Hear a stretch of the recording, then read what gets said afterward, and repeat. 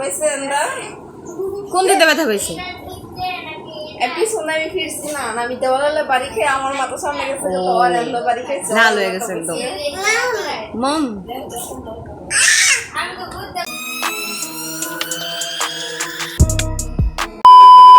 Hello বন্ধুরা, কেমন আছেন আপনারা সবাই? আশা করি সবাই অনেক ভালো আছেন। আমি সানা আর আপনারা দেখছেন মম সান ফ্যামিলি ব্লগার। যারা আমার ভিডিওটা দেখার জন্য ভিডিওতে ক্লিক করেছেন তাদেরকে আমি সবাইকে জানাচ্ছি ওয়েলকাম। আর পুরো ভিডিওটা অবশ্যই আপনারা দেখবেন, আর পুরো ভিডিওটা দেখে অবশ্যই আপনাদের অনেক অনেক ভালো লাগবে। আর আশা করি আপনাদের মাঝে আমি আরও সুন্দর সুন্দর ভিডিও আপলোড করতে পারবো।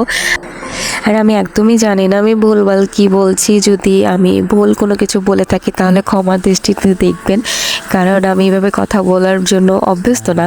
তো যাই হোক, এই যে আমি আজকে তো দেখলেনি যে প্রচুর বৃষ্টি হচ্ছে, সকালবেলা ঘুম থেকে উঠে আমার কাছে খুব ভালো লাগলো। তো আমি আজকে গরুর মাংস রান্না করব আর ভুনা খিচুড়ি রান্না করব। অবশ্য আমার পাতলা যে খিচুড়িটা, লেটকা খিচুড়ি, সেটা আমার খুব পছন্দের, কিন্তু আজকে আমি ভাবলাম যে না, আজকে লেটকা খিচুড়ি রান্না করব না, আজকে আমি ভুনা খিচুড়ি রান্না করবো আর সাথে গরুর মাংস। তো এখানে আমি গরুর মাংসের সাথে আমি মশলা একদম আমি মশলাটা বানিয়ে রেখেছিলাম, আমার একটা স্পেশাল মশলা, সেটা আমি আপনাদের মাঝে অন্য একটা ভিডিওতে শেয়ার করব। তো বন্ধুরা, একটা কথাই আছে না যে দাঁত থাকতে দাঁতের মর্মতা বুঝতে হয়, তো এটা একদমই সত্য। আমি এই জিনিসটা দেখে এখন আমার নিজের কাছেও খুব ভয় লাগছে যে সত্যি কথা বলতে কি, যে আমিও হয়তো বা প্রপারলি ঠিক মতন আমার নিজের দাঁতটা ক্লিন করতে পারি না, কিন্তু এখন থেকে আমি শিখে নিয়েছি যে নিজের দাঁতটা কিভাবে যত্ন করতে হয়। কারণ ওই যে বলে না যে তোমার দাঁত যদি বুড়ো বয়স হওয়ার আগেই তোমার দাঁত যদি তোমার কাছে না থাকে, তাহলে তুমি চিন্তা করো তোমার ফেসটা কেমন দেখা যাবে বিনা দাঁতে। তো যাই হোক বন্ধুরা, এটা অনেকের ক্ষেত্রেই একটা অ্যাক্সিডেন্টলি হয়ে যায়।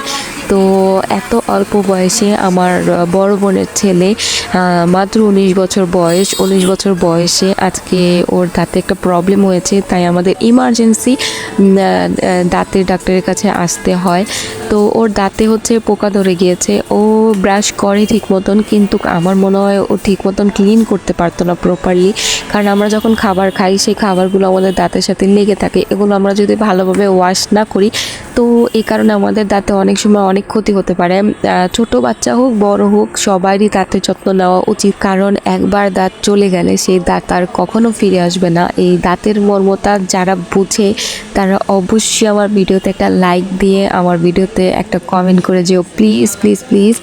আর যাই হোক, এখানে আমি আর আমার ছেলে, আমার বড় বোন, আমার আম্মু আর আমার বড় বোনের ছেলে আসছে, কারণ ও খুব ভয় পায় দাঁত চেক আপ করবে তাই। তো আজকে আমি একটাই বলতে চাই, শেষ পর্যন্ত ওর দাঁতটা আর রাখতে পারলো না, ডাক্তার বলল যে না, দাঁত রাখা যাবে না, এতে ওর ব্যথা আরও বাড়বে। তো আমরা দাঁতটা ফেলে দিয়েছি। তো বন্ধুরা, আমার ভিডিওটা দেখে যদি তোমাদের একটু ভালো লাগে তো প্লিজ আমার ভিডিওতে একটা লাইক দিও আর আমার চ্যানেলটা সাবস্ক্রাইব করো। আজকের মতন টাটা।